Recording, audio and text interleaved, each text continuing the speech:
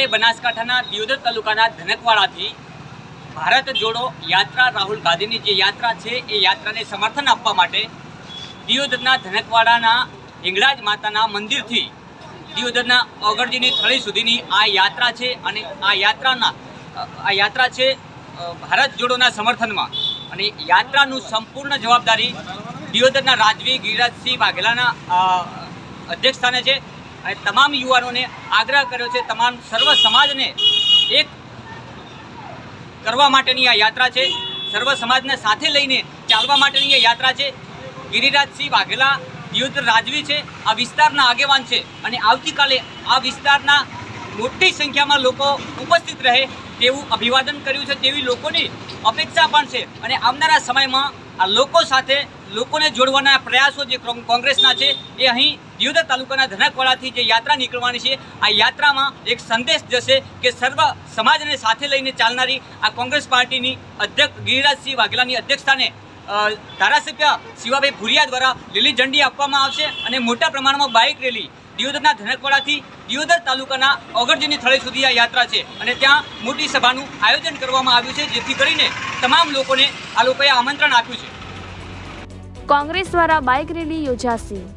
ગુજરાત વિધાનસભાની ચૂંટણી નજીક આવતા રાજકારણ ગરમાયું છે, જેમાં કોંગ્રેસ પક્ષ દ્વારા ભારત જોડો યાત્રા અનુસંધાને બનાસકાંઠાના 14 વિધાનસભા દિયોદર તાલુકાના ધનકવાડા હિંગળાજ માતાજીના મંદિરથી ઓગળજીની થળી સુધી ભવ્ય બાઇક રેલી યોજાશે, જેમાં સર્વ સમાજ એકતા યાત્રાને લઈ દિયોદર રાજવી ગિરિરાજસિંહ વાઘેલાના અધ્યક્ષસ્થાને પત્રકાર પરિષદ યોજાઈ હતી, જેમાં કાર્યક્રમ વિશે જાણકારી આપતા જણાવ્યું હતું કે સર્વ સમાજ એકતા માટે આ બાઇક રેલીનું આયોજન કરવામાં આવ્યું છે, જેમાં મોટી સંખ્યામાં યુવાનો પણ જોડાશે, જેમાં દિયોદરના ધારાસભ્ય શિવાભાઈ ભુરિયા યાત્રાને લીલી ઝંડી આપશે, જેમાં આ યાત્રા 18 કિલોમીટર અંતરની રહેશે, જેમાં કોંગ્રેસના આગેવાનો પણ ઉપસ્થિત રહેશે।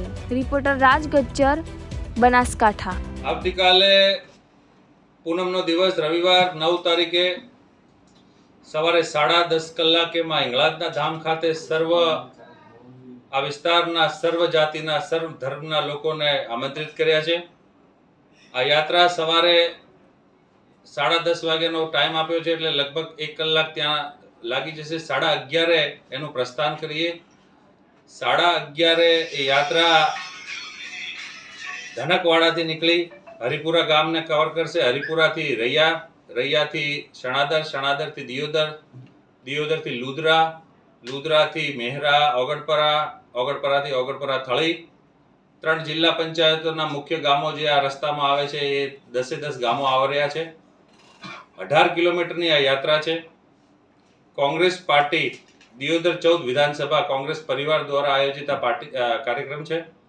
આ યાત્રાનો મુખ્ય હેતુ અમારા સૌના માર્ગદર્શક અને કોંગ્રેસના પૂર્વ અધ્યક્ષ રાહુલ ગાંધીજી જે 3500 કિલોમીટરની યાત્રા લઈને નીકળ્યા છે એ ભારત જોડો યાત્રાના સમર્થનમાં આ યાત્રા નીકળી રહી છે।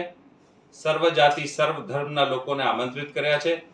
આ વિસ્તારના લોકલાડીલાને અમારા ધારાસભ્ય શ્રી શિવાબા ભુરિયાના હાથે આ યાત્રાને લીલી ઝંડી આપવામાં આવશે। આ યાત્રાના ઇન્ચાર્જ તરીકે મારી નિમણૂક કરવામાં આવી છે। આ યાત્રાનું તમામ આયોજન હું કરી રહ્યો છું અને કોંગ્રેસ પાર્ટી વતી સમગ્ર લોકો આ યાત્રામાં જોડાવાના છે અને મને એવું લાગે છે કે આ એક ઐતિહાસિક યાત્રા હશે। આ વિસ્તારમાં 1.5 લાખ ઇતર સમાજના વોટ છે, 1.5 લાખથી પણ વધુ। હવે 2.5 લાખનું વોટિંગ થયું છે, એમાં 1.5 લાખ ઇતર સમાજના વોટ છે આ વિસ્તારમાં।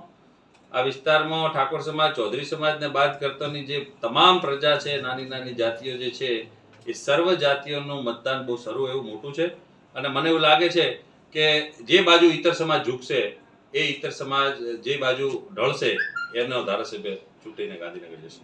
આટલા મતો હોવા છતાં કેમ બંને પાર્ટીઓ મોટા સમાજોને જ પકડે છે? એવું નથી, જાતિગત સમીકરણ જિલ્લા પ્રમાણે ગોઠવાતા હોય છે। મારા પિતાશ્રી કોંગ્રેસના અહીંયાથી ધારાસભ્ય થયા હતા, ઇતર સમાજના હતા। SL સુરેશભાઈ શાહ જૈન સમાજના હતા, એમને બી પાર્ટીએ ટિકિટ આપી હતી।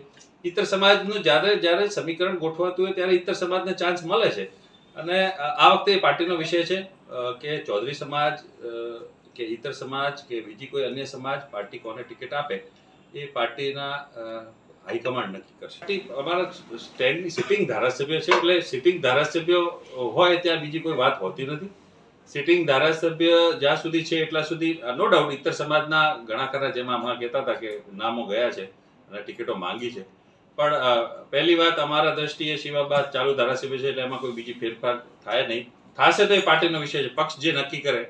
કોંગ્રેસને આ વખતે ફરી અહીંથી પંજો ગાંધીનગર મૂકવાનો છે એ હેતુથી કામ ચાલુ છે. આ ભારત જોડો યાત્રાના સમર્થનમાં આ યાત્રા છે, કોઈ શક્તિ પ્રદર્શન નથી.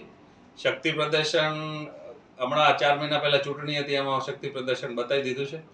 એના પછી આભાર દર્શનમાં નીકળે એમાં શક્તિ પ્રદર્શન બતાવી દીધું છે. આ યાત્રાને શક્તિ પ્રદર્શનથી કોઈ લેવા દેવા નથી. આ યાત્રા માત્ર ને માત્ર કોંગ્રેસને જોડવાની યાત્રા છે. આ યાત્રા સર્વ સમાજ સર્વ ધર્મના લોકોને જોડવાની યાત્રા છે અને આ યાત્રા 2022નું ભાવિ નક્કી